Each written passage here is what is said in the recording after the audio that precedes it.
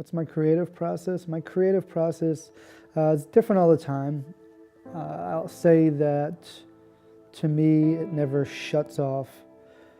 Everything around us.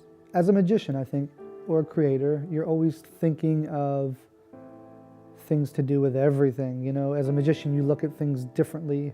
You know, from everyday objects to people to, you know, anything. You know, for me, it never stops, and it can be draining, but you never know when you're going to come across that one idea. So a lot of times for my creative process, I'm working on something else and it accidentally happens, you know, so I'm going this path, but then it takes me this path, and somehow it usually ends up working out. I'll put a pack of gum down and just start playing with it and just see where it takes me.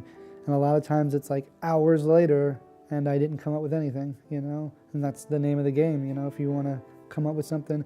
You know, Paul Harris told me one important thing, and he said, probably 1 or 5 out of 100 things are going to be good. You know, the rest of them aren't. So as long as you can deal with that, then yeah, I say constantly create and always be thinking. It's structured. I know my trick list. Francis Minotti has helped me out a lot with my show and, you know, taught me things. But for me, the thrill of doing my show still is that impromptu. You know, the improv. I love it. I love it. I love it. I love it. And I know for people that script things and stuff, they hate it and they say you need to have some structure. And I do agree, you know, because, and I'm getting better at this. You know, when I used to do my show, when I would go on to my next trick, I would be like, all right, let's try this. And I just realized that you can't really do that. It has to flow into the trick and it has to make sense. You know, I saw David Copperfield's show and I'll never forget it because it was a roller coaster of emotions, you know, so that's what I try to do. But it's still a work in progress. It'll always be a work in progress. For me, if I could give any advice, the best thing to do is to do it all the time. And that's what I've been doing. Every single week I perform, and every single week I learn something new. Magic no-nos, don't go to a bar in a tuxedo or a rabbit. Probably won't go over good. If you let a dove out, probably gonna frown upon that.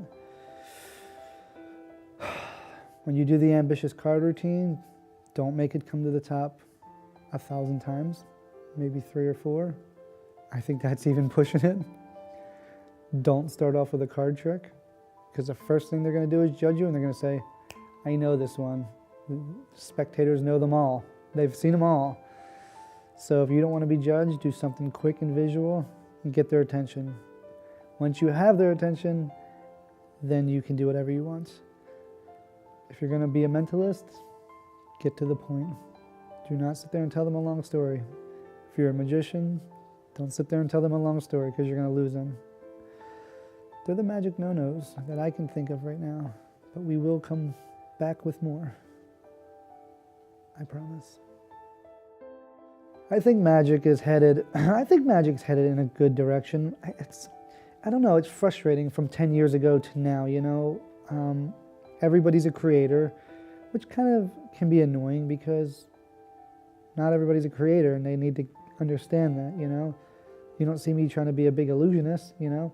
Or shall I say, if I was going to, I would work hard at it. I would have to work harder at it than creating. Creating is my niche in magic, and I went with that. You know, performing on stage, I love to perform on stage, but it takes a little more work, you know? So I just think that magic is headed in a good direction.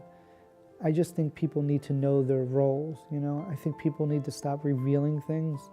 It's getting a little out of control on YouTube, and that's the scary part, you know? It's like, where is the secret of magic anymore? It's not amongst us guys. It's all over the world now for people to see on YouTube. And YouTube can be an amazing tool or it can be our enemy. So there's a fine line there. But all in all, I think magic's headed in the right direction. I think love magic, you know, love it, and always have that backup plan or a job, because, you know, once you go full time, it's a job now. And sometimes I even miss the fun of of the magic, you know. So that's why I have to get together with my friends sometimes to get that love back again sometimes. So my advice would definitely be go for it, no matter what it is in life. I think, you know, wasted talent is a sad thing. So I'd say go for it, but just always have that backup plan and do it 110%.